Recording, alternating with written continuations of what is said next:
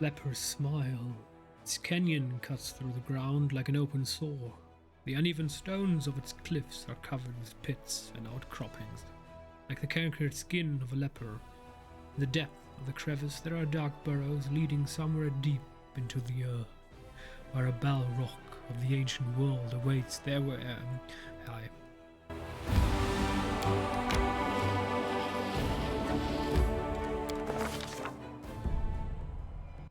Day 4, month Lamachan, year 4715. Danger and distress rest heavy upon the scales, their measure soaring on the perilous march to Dresden. The army moves steadily along the bank of the West Salon, scarred with canyons and ravines. Suddenly, a group of scouts returns. Anevia, the leader of the group, makes 2 urgent signs to the soldiers. Wait. And quiet. She dashes through the ranks to the commander, who waits her report. We are in trouble, she whispers. The road ahead is split by a canyon. To get to Dresden, we'll have to go down and then up the other side, but the canyon is swarming with foul creatures, vescavors, a real pain in the neck. They won't shy away from our soldiers' weapons, and they've already managed to gobble someone up. Looked like a caravan of refugees from Kinabris that lost its way. No one has ever reported vescavors so far from the center of the world wound. Where did they come from? Anevia bites her lip. They still haven't noticed us, but they won't hold true for long. Maybe if we retreat quietly. The commander makes a sign for her to stop. Find out what else is known about the enemy. Those nasty little critters, they can ruin your gear and drive you nuts with their buzzing. Anevia says in a rush. They got a queen, the mother of the whole swarm. She's a right horror, but if we kill her, the bulk of the swarm will scatter, and we'll take care of the rest of them somehow. After hearing his scout's report, the commander prepares to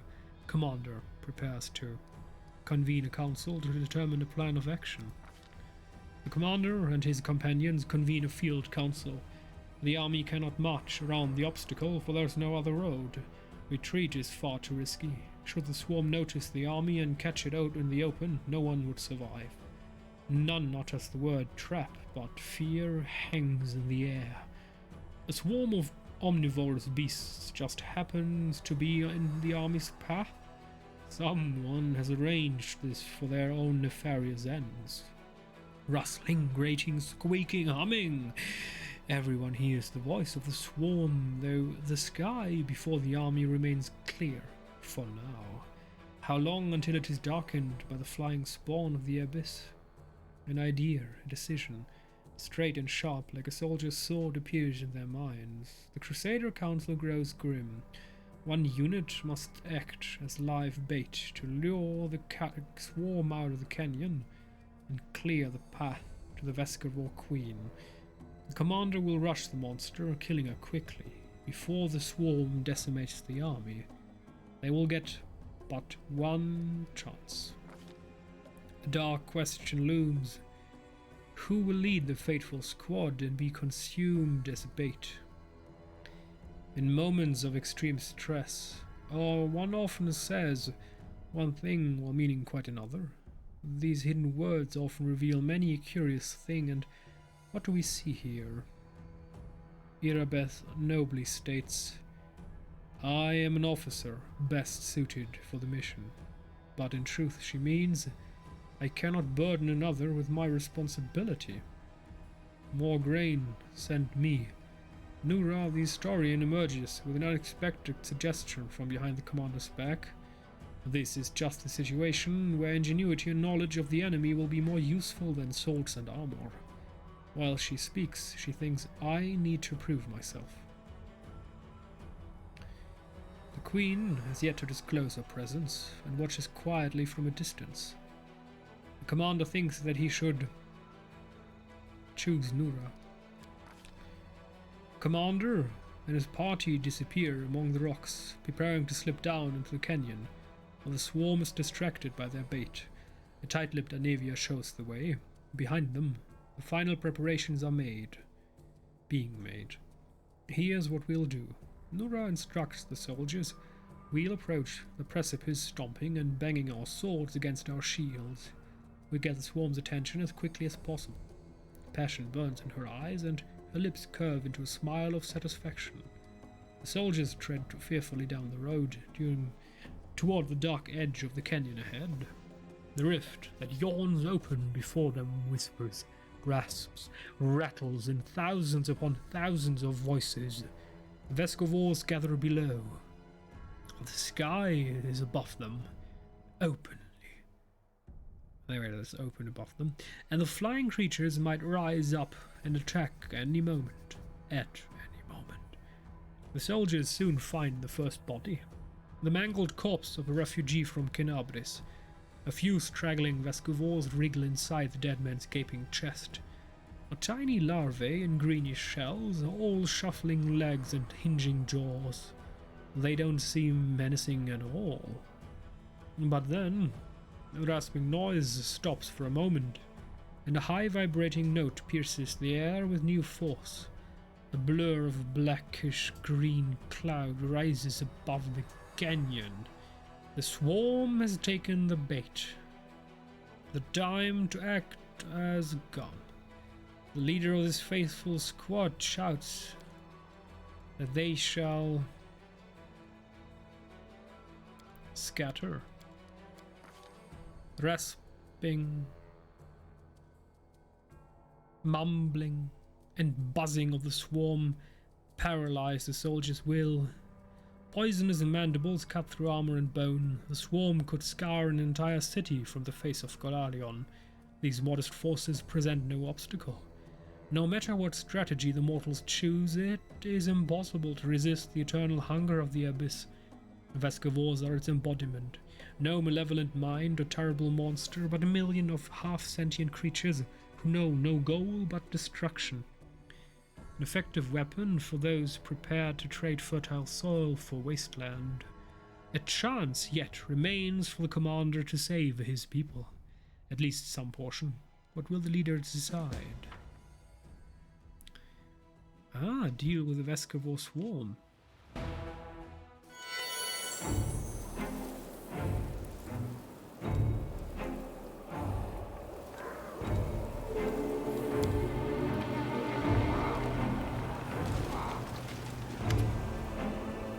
Spots of light and shadow dance along the walls of the canyon. High above your head, a swarm gathers, dark as a rain cloud. There are so many Vescovors that they block out the sun. Where there's sun? That's fake news.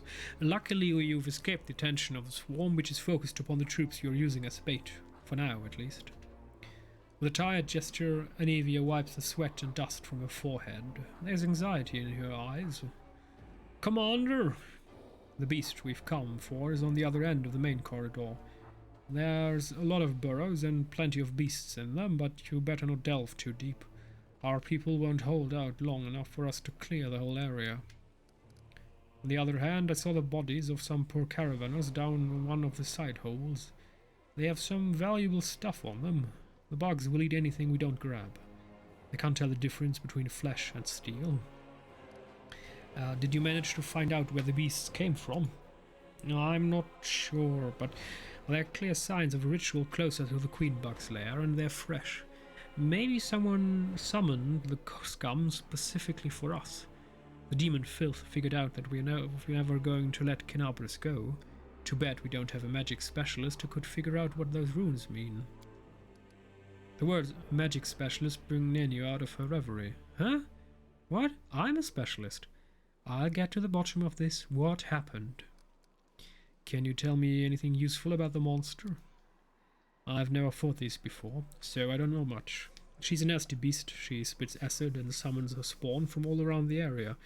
One more thing. When I tried to get closer, I started feeling sick as a dog. I guess like a lot of demons, she knows how to get inside your head. Oh, how interesting. Sounds like a Vescovor queen, an exceedingly rare creature. I must say I'm looking forward to an encounter to conduct the experiment. The world must... Yeah, I gave her the set. The world must know what is more dangerous. Mandibles snapping shut on one's hand or acid eating away at one's skin. Okay, good luck.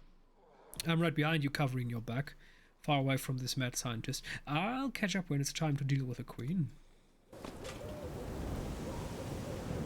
Did he just went down and prayed to her? What the heck? Our path leads on. Surrender! I will protect you with my life!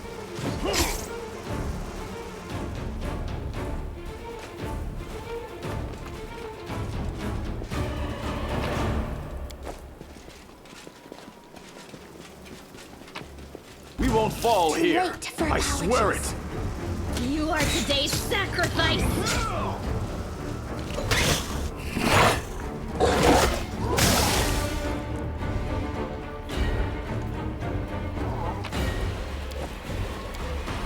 The deed is done. Demonic bug slime, poisonous not only to everything alive, but also to the land itself. Well, the land is alive, so... Stand with me. I will bring down the divine wrath!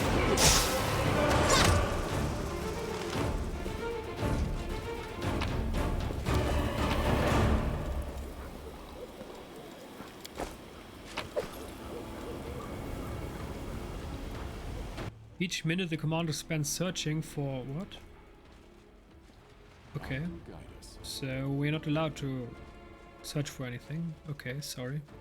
We need to immediately go and do stuff. The bottom of the canyon is split by a narrow crevice, about one stride across at its widest. It's easy enough to jump over, or in places even step across.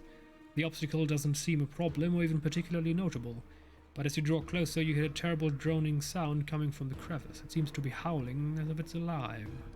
Look into the crevice. You stare into the darkness of the void, trying to make out where the strange sound's coming from.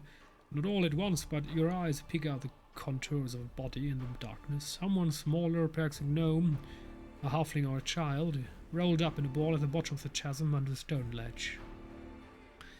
He's crouched down, his head to his knees, and he's hugging his legs tightly. It appears to be one of the caravanners caught by the swarm. He's crying aloud, in continuous tone, and it strengthens as it echoes through the crevice, building into something truly haunting. All howl and no wolf, it would seem. I can't see very clearly from here, but I'm sure that poor lad won't last long without help. But every moment we delay, our people will suffer terribly. Mishulin saves me from such choices. No one can save us from such choices. No matter what we do, someone will suffer, always. Try to help the caravan get out. Not without effort, you manage to clamber down to the bottom of the crevice, tie the halfling with a rope and pull him up. He doesn't resist, but he's little help either, dangling helplessly like a puppet. The Vescovores inhabiting his eye socket seems to have eaten their fill, and you easily pull them out and crush them. Their victim sits on the ground and continues to cry, and the sound begins attracting unwanted attention. You hear the humming of disturbed Vescovores above. The mass of them separates from the main swarm and flies toward you. I'm sure they mean us no harm, right?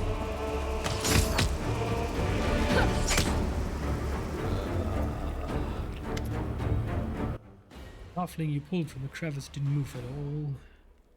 As you fought the onslaught of Vescovores, he's still lying on the floor crying. I'll heal you and come back for you later. Magic can heal the caravan's wound, but not his mind. For now, there's nothing more you can do for him. He seems scarcely aware of your help, and his crying and shrieking continues. A moment later, you hear another scream from overhead. Leaning precariously over the ledge of the crevice above, one of your men falls to the bottom and dies upon the rocks. The other soldiers, now serving as bait, are up there desperately fighting for their lives and yours. Oh dear. Godspeed.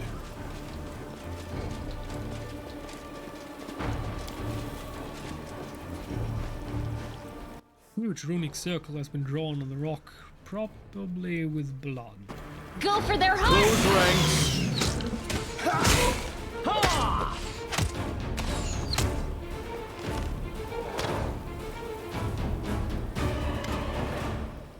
Unleashing a last shriek, the Swarm Queen slumps to the ground. Immediately, as if by magic, the distant sound of battle begin to subside. Several small beasts sit on their mother's body, sinking their mandibles into it. The canyon drowns in the waves of scent, sweet, soporific, with a hint of bite, like the crackle in the air before a storm. I've been taught to see beauty in the most unexpected places, but this creature is simply disgusting, no matter how you look at it. Anivia approaches the Swarm Queen's body. Her face clearly expresses a desire to kick the dead beast, but she refrains. Just a brainless buck. And so many of our people died because of her. Just yesterday I was sitting by the fire with some of the people the swarm devoured. Suddenly, Anivia stops. Her nostrils flare, and her eyes scan the floor and the walls of the canyon. She squats, pokes at some lumps of slimy substance, lifts some up to look more closely, smells them and cringes. You smell it too, right? A suspiciously familiar stink. Ah. Anivia rubs a ball of greenish slime in her hand. I'd bet my life that your gear had this nasty stench when we were entering the canyon. I saw the queen bug spraying it around to summon her spawn to her. By the way, did you know that smells are extremely effective in attracting attention not only in the insect world? For example, a tavern keeper in Kinabris can, for 10 minutes, purposefully and doggedly search for a rotten fish that turns out to be in the pocket of his apron. Let's see if we can find the source of that smell among my equipment. Oh, the dead heads. No. You and Anivia search through your things and quickly find the source of the smell. A thin handkerchief. Looks like it's been soaked in something like the Swarm Queen's slime. Oh, we have a traitor. No ranks. I'll be damned. When the Queen was spraying the sweet-smelling goop around, the swarm flew to it like flies to jam. The chewed-up bodies of the caravan smelled like this too. I checked, Commander. I think some rat planted that handkerchief on you to ensure that the Vescovals would find you. So there's a traitor in the Mendev camp. Nothing new here. Well, looks like I have enemies in Mendev and someone has decided to get rid of me. True, nobody likes upstarts. If you knew what Irabeth's allies hissed behind her back when she was appointed head of the Eagle Watch. Anivia spits off the ground. Anyway, we need to keep our eyes open. The handkerchief could have been planted here by magic, but take it from a professional paranoic. I think we've got ourselves a rat in our camp. In Canabrus we crushed the cultists time and time again, but they were like maggots in a dead hog. And some could have infiltrated our forces too. We have to keep our eyes open and our guards up. It's time we got back to our people. I say we destroy the Queen's body. I've heard little bugs who eat the flesh of their mother can be reborn as swarm queens themselves. That's kinda the last thing we need, right? Suicide unit, way to what? No. Fine, Anivia, get rid of the beast's body. Great, cleaning up after a fight is just what I like. We'll start here, and little by little we'll clean up the entire world wound.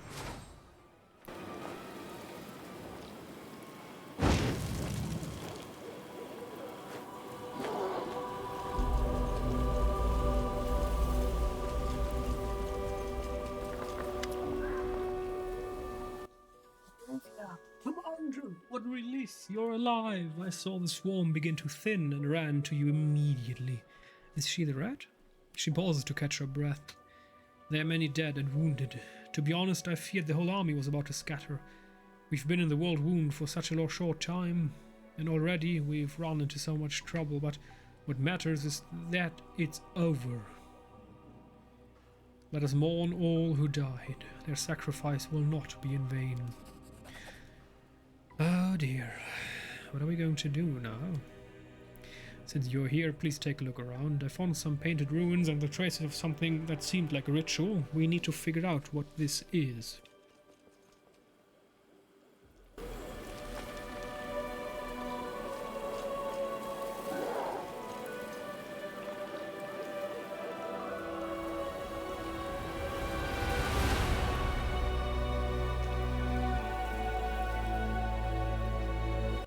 Easily done. Nura leans over the magic symbols painted on the stone. I am no mage, unfortunately, but I am in the habit of thoroughly documenting all descriptions of rituals and symbols from magic books, especially demonic ones. Someone very recently opened a portal to the abyss here and summoned someone. It's not difficult to figure out who they summoned. She's lying dead right there. I can guess who carried out the ritual. Handwriting is unique, even when it comes to runes. I examined the Grey Garrison after your success, documenting everything I found for Queen Golfrey, and I'm sure that the hand that drew the rune circles was the same in both instances. It's the work of the same spellcaster. Clever. To set a trap and exhaust us instead of fighting us openly. We shouldn't be afraid of demons. We lived through the little trap, didn't we? We'll overcome the next one too. We just need to keep forging ahead. Well, since we finish off the swarm and we know someone is giving us trouble, I suggest we get out of here. I'm done with Box. Down. Ay, ay, ay. Down in the chasm we go. Well, let's see what's down there. When in doubt, save. Let us press on. Retreat is not an option. Is not an option.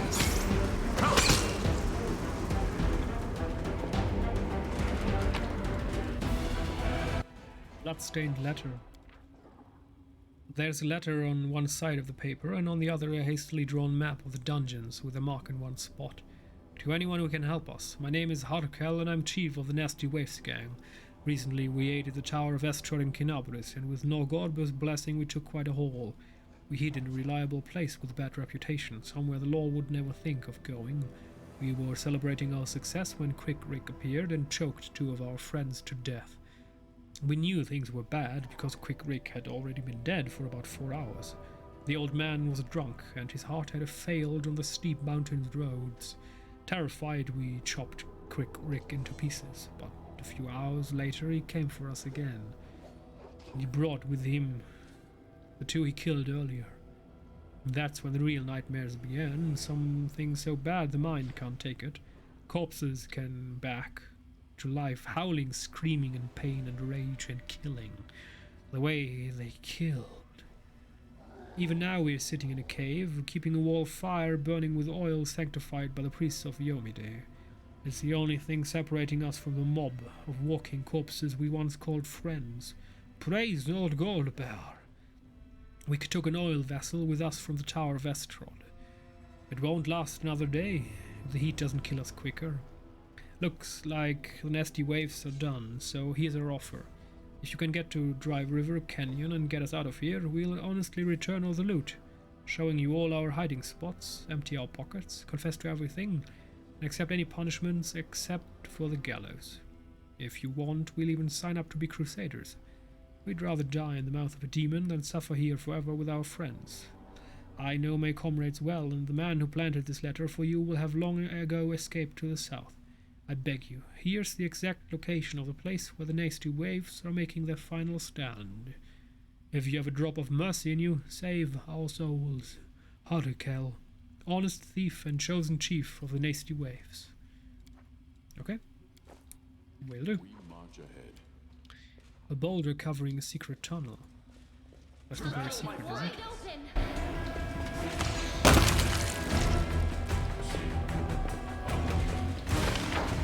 I was successful in my search. It's a huge area. Is this like Skyrim, where you randomly discover an area, a little cave, and then you have an adventure of your lifetime at your hands? Our path leads on.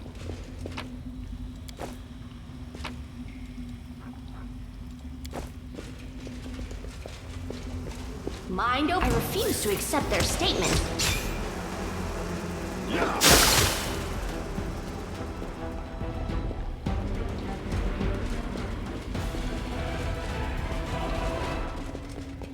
That is quite a discovery.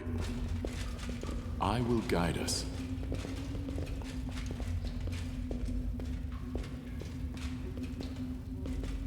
I was successful in my search.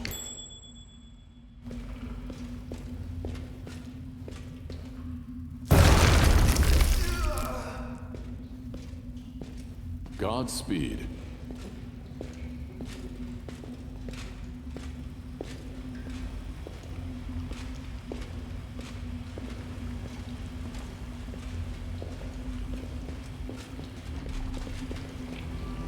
Let us press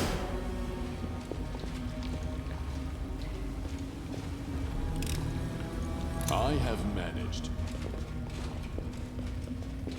Eternal Rose, I call upon you! No time for debates. I'll dissect your For some odd reason, our characters are now extremely slow. Maybe there's a walking, running thing, and Derakni.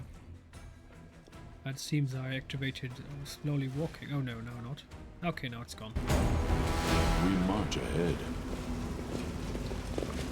Begone, Listen fiend! to reason quickens. Fall!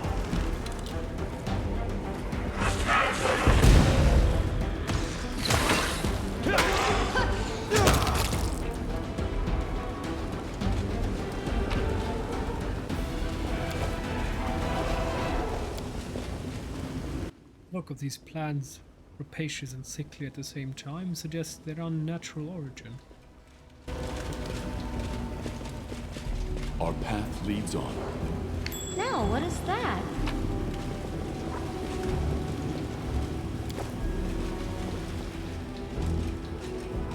I will protect you with my life! Attack!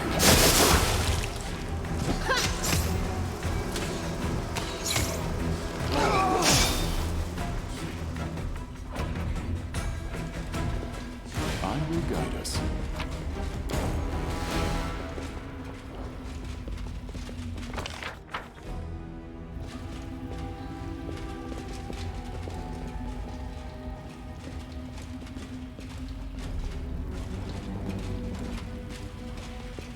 Godspeed. Let us not hesitate.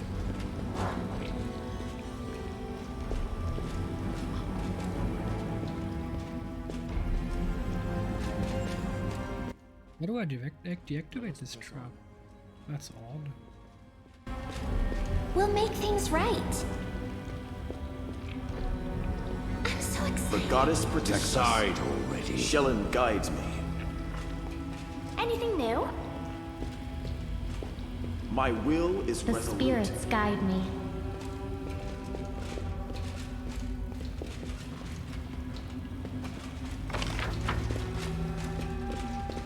We will prevail. Spirits demand your blood!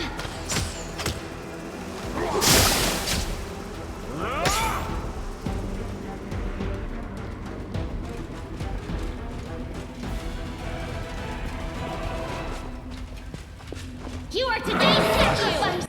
What the heck? B-Rock. What are they? Chaotic evil outsider, oh dear.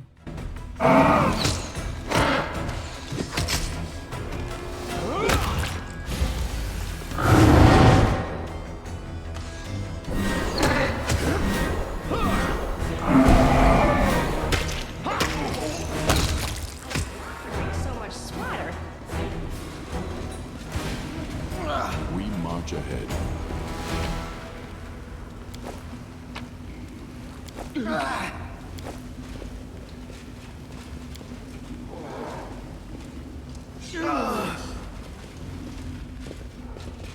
Our path leads on.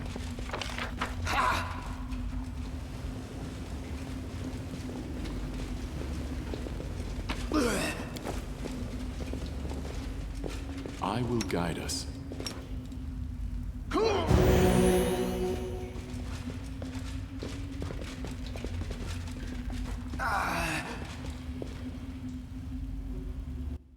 Wait, immunity to disease, okay. Lay on hands. Light of the angel. No, lay on hands should save them.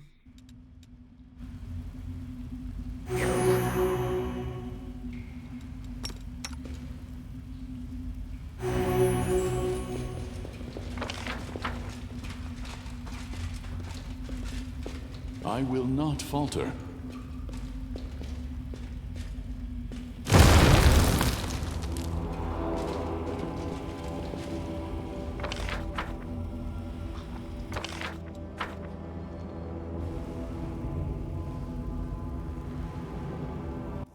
That's quite odd. That's it? I mean, the map is huge, but apparently...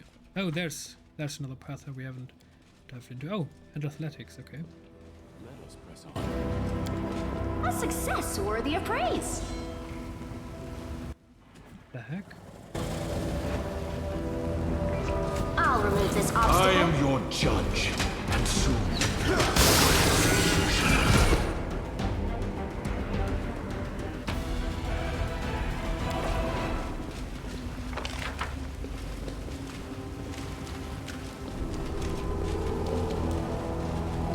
Careful now.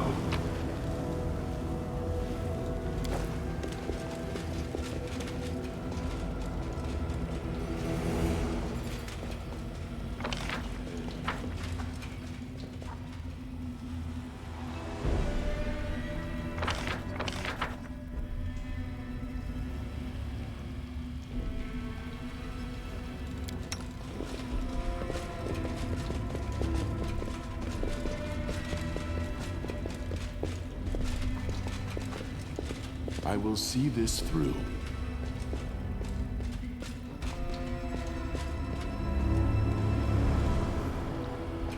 Deed is done.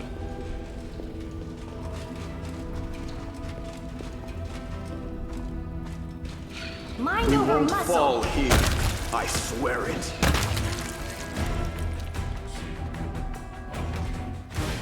I will guide us. Kneel, but close ranks.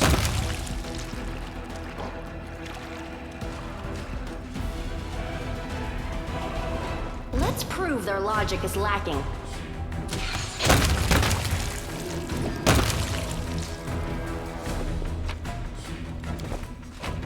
Something over there. No time Go for for their debates. hearts! Eternal Road, I call upon you. I'm sorry I have to do this.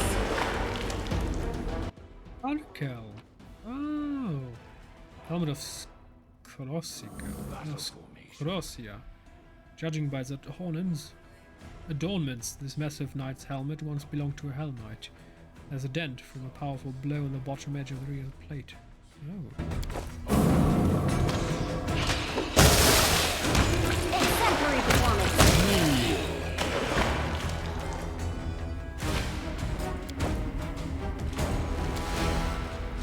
Massive claw, judging by its size and color, it once belonged to a silver dragon. What the heck? Why are they standing up again?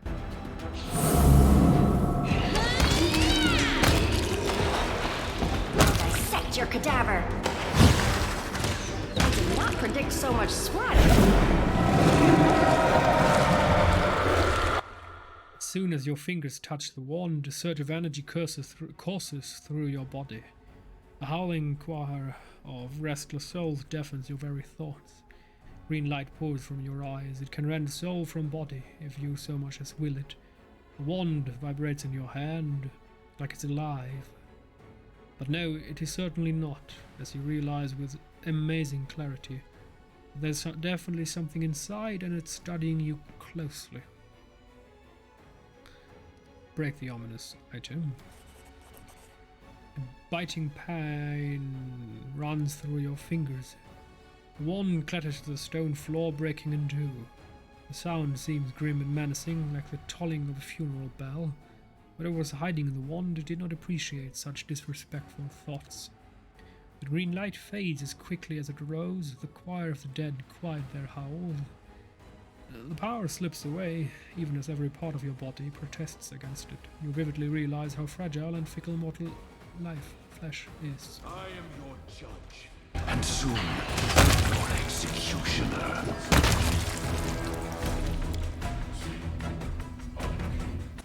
Piece of Tyrandulas claw. What?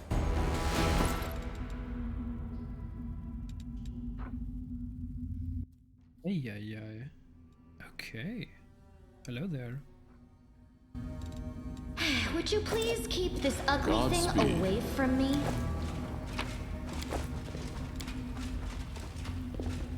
That is quite a discovery.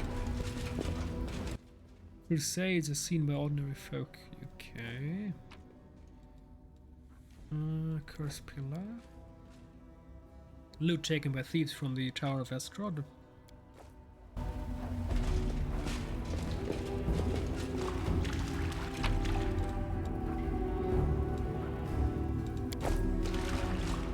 Over there.